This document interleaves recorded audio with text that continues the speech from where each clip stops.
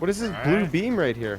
That's the Seismic falling probe. down. Oh my god! Oh my god! Become a hero. Oh! What was that? Oh, that was my own grenade. Become a legend. Combat Oh, that's effect is sick. 100%. My god, we did it! Become a Helldiver. We have our best soldiers, the strongest fighters. Right now. What are we gonna Oh do? god. I've been playing Helldivers 2 for just over a year now, and in my experience so far, there has been no other multiplayer game that has been able to so consistently deliver feelings like this. Come on now! I'm turning! Joe, we gotta get back up! Oh, other way! Oh, there's another one. Holy. Oh! Run! Holy shit! Oh, there's so many bugs here!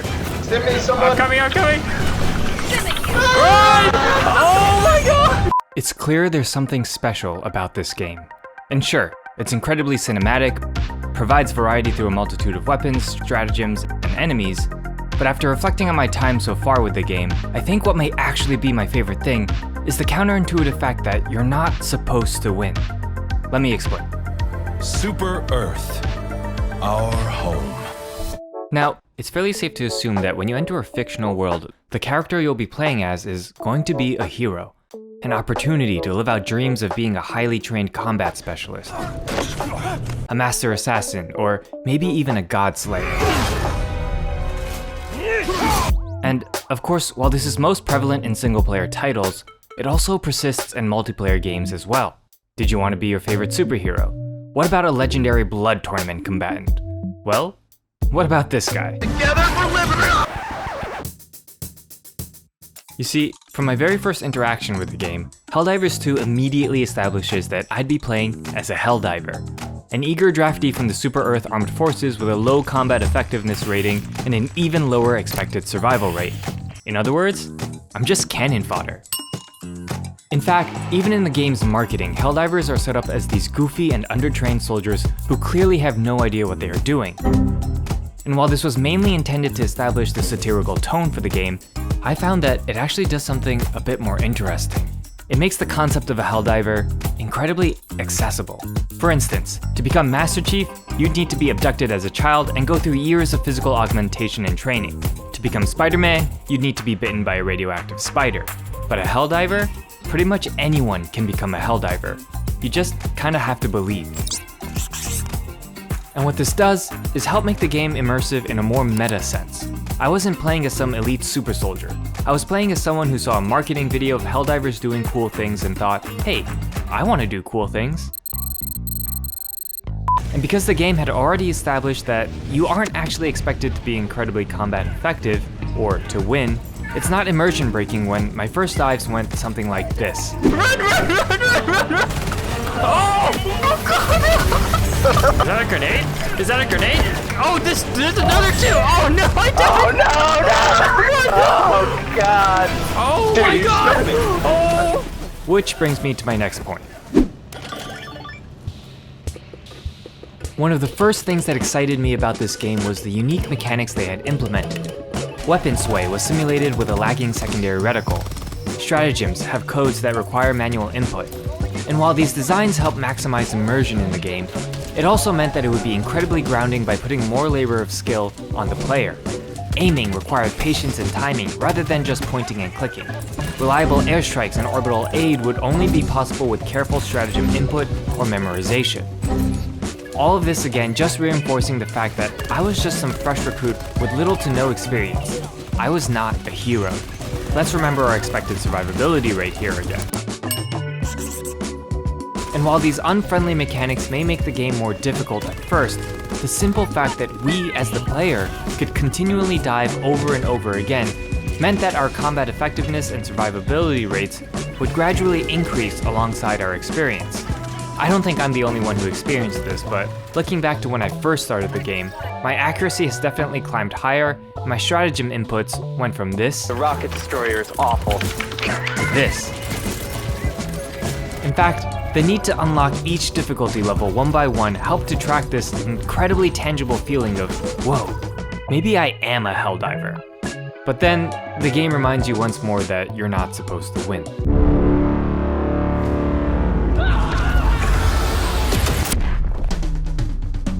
Hey, real quick, I don't want to take up too much time, but if you're enjoying this video, a like and subscribe would go a really long way. And if you're generous enough to want to support my creations financially, I'd appreciate if you considered becoming a channel member. As we continue to grow, I'll be sharing more members-only bonus content and channel updates there as a thank you for your support. Anyways, back to the video.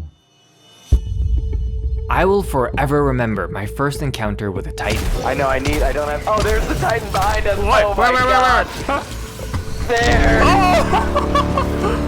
Up until this mission, I had a semblance of control over my enemies. I could look them in the eye at least. But the first time I had to physically look up at my foe, it really hammered in this feeling of, oh shit, I have to fight that? And each faction has one of these walking boss battles, a unit designed to physically impose that sense of odds being stacked against you, with the additional flair of being able to end your life in an instant.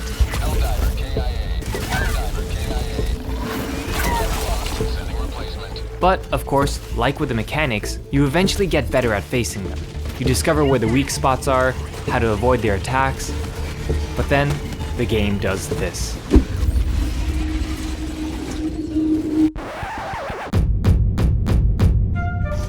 Oh my god! What? Now, let me get back to my original point here. My favorite thing about this game is that you're not supposed to win. What I mean by this is, if you look at all of these aspects together, the lore accurate and competence of Helldivers, game mechanics that ground the player in their own abilities, and the Titan-like design of enemies that face you, it all helps to create this expectation of failure. It'd be completely insane to believe that this guy is supposed to win. But the thing is, sometimes we do. Right, up, left. Yes! Oh shit! Yes!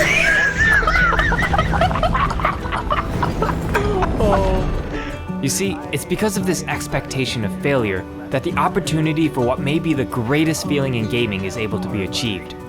The unexpected triumph.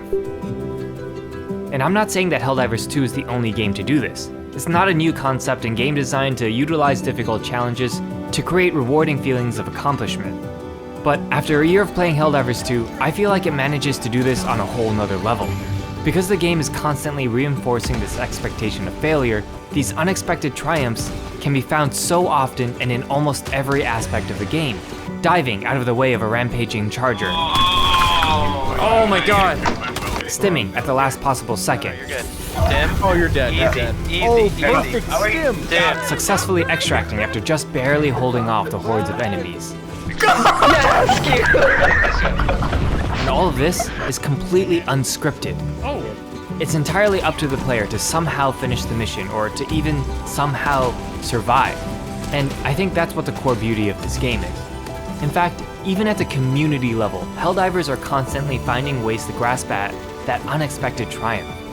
And with 3 minutes left, the Helldivers turned projected defeat into the most nail-bitingly close win. That moment was one of my personal favorites, simply because it proved to us that we're onto something special. My year with Helldivers 2 has been incredibly special. Honestly, it got me back into gaming with friends where I was not only able to share some incredible moments with them, but also with all of you as well through these videos. So thank you, Super Earth, for expecting us to fail, but more importantly, for giving us the opportunity to succeed despite that. Of course, this was just my year with the game, but I'd love to hear about your experience as well in the comments below. Also, I was trying something new with this more video essay-like format, so if you enjoyed this style of narrative, let me know by liking the video or commenting. If this was your first time watching one of my videos, then I definitely recommend you checking out my Notorious Helldivers Squad playlist to catch up on all the unexpected triumphs I had over my year with the game. Anyway, thank you so much for watching, and I'll catch you all in the next one.